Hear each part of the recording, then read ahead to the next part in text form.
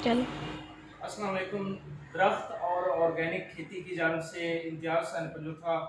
आज हमारे पास शुजा साहब आए हैं शाहपुर सरगोदा से, और इनको विज़िट भी करवाएंगे अपने फार्म का भी। और हमारे लिए ये बड़े फ़ख्र की बात है कि हमारे भाई हमारे पास तशरीफ़ लाए। और वेस्ट डिकम्पोज़र के हवाले से हमने काफ़ी डिस्कशन की, पिकनिक के हवाले से काफ़ी डिस्कशन की।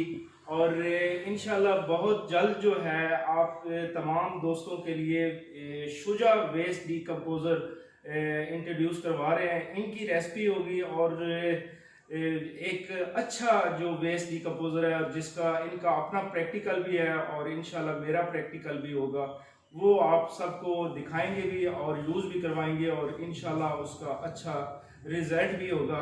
तो अभी मैं शुजा साहब से गुजारिश करता हूँ कि अपनी थोड़ी राय दें जो कुछ हम लोगों ने इन्हें बताया और जिस पे ये काम कर रहे हैं। जी शुजा साहब, मैं पहले तो आपको यहाँ पे खुश आमदीद कहता हूँ, मुझे बड़ी खुशी हुई है। तो जनाब बड़ी बड़ी मेहरबानी, बड़ी खुशी हुई मुझे भी आपसे मिलने की। और सबसे बढ़ के आप भी सुबह जल्दी उठने वालों में से हैं। जी इंशाल्लाह। मैं भी तो नाश्ता किया मिलके, ऑर्गेनिक हलवा भी खिलाया। ऑर्गेनिक हलवा भी बड़ा मजेदार गुड़ का बना हुआ। और पिकनिक के ग्रुप से ये हकीकत है कि मैंने बहुत कुछ सीखा है, ये वाकई हकीकत है और बहुत कुछ सीखा है। और इसमें कोई शक नहीं कि हमें यूँ समझ लें कि इस ग्रुप की वसातत से हमें एक बहुत अच्छा रास्ता मिल गया है इंशाल्लाह ताला। स्ट्रगल तो आप क्या समझते हैं कि फ्यूचर में पिकनिक जो है पूरे पाकिस्तान में, क्योंकि हम तो समझें कि 200% पॉजिटिव है पिकनिक के हवाले से। हमारे उस्ताद मोहतरम आसिफ शरीफ साहब से हमने बहुत कुछ सीखा है। तो आप क्या समझते हैं कि इसका जो वाकया जो हम कह रहे हैं कि कम अखराजात में ज़्यादा पैदावार होगी, असल में इसमें जो एक चीज़ समझने की है हमें, जो क्योंकि हमारी जो ज़मीनें हैं, हमारे सॉइल्स जो है वो ऑलरेडी ख़राब है। तो हमें समझने की ये ज़रूरत है कि जब हम इसके ऊपर शिफ्ट करें, तो जैसे आसिफ साहब भी बताते रहते हैं, आप भी बताते रहते हैं कि आप एक्ट करें फसल को देख के। उसको बिल्कुल ये ना समझें कि पहले दिन से ही आपने फसल लगाई और फिर नेचर उसको टेक ओवर कर जाएगी। नेचर उसको टेक ओवर बिल्कुल करेगी, लेकिन उसको पहले उस ज़मीन को उस नेचुरल माहौल में बहाल होने के बाद। तो ये हमें ध्यान रखने की ज़रूरत है, क्योंकि मैंने देखा बहुत सारे लोग पिकनिक के ऊपर फेल हुए हैं। उसकी वजह ये होती है कि वो उसको बिल्कुल ही पहले दिन से ही वो नेचर पे छोड़ देते हैं। ये ऐसे है जैसे बीमार मरीज को दवाई दिए बगैर आप कहें कि अब ये कुदरत इसको ठीक करेगी। दवाई थोड़ी बहुत उसको डिस्प्रिन की गोली तो कम से कम खानी पड़ेगी।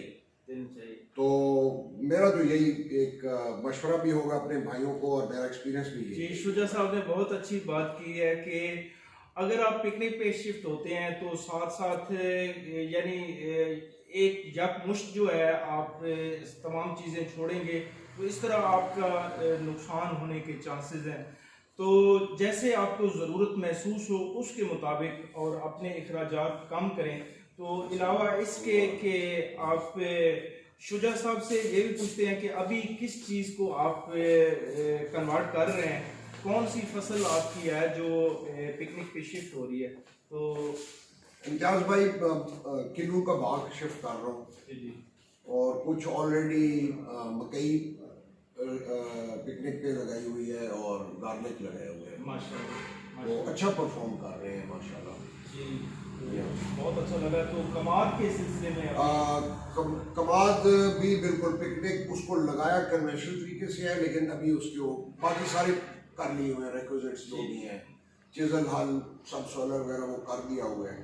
अभी सिर्फ ये है कि लगाया उसको कन्वेंशनल तरीके से है, और उस पर बेड शेपर बना के उसको बेड्स बनाने की देर है। अच्छा, एक और बड़ी अच्छी बात शुजा साहब ने मुझे बताई है अभी, तो मेरा दिल कर रहा है कि वो आप तमाम दोस्तों के गोशगुजार करें कि बेड शेपर के हवाले से इन्होंने कहा कि उस ऐसी फ्रेम बनाई जाए जिसमें चेज़ल भी हो, जिसमें और भी। तो ये शुजा साहब अपनी खुद बताएंगे कि वो किस तरह एक तरीके का। वो मैंने अपना ये पिकनिक के सारे प्रोग्राम को समझ के उस हिसाब से मैंने बड़ा आम सा हल है वो मैंने बनवा रहा हूँ। वो जब बनेगा तो फिर मैं आपसे तस्वीरों के साथ शेयर करूँगा जी। इसका ज़बानी ज़रा वो टफ हो जाएगा समझाना। बहुत शुक्रिया जनाब, बड़ी खुशी हुई यहाँ पे। बड़ी मेहरबानी सर, आपके मेहमान नवाजी का शुक्रिया और इंशाल्लाह मिलते रहेंगे। Thank you ji, thank you.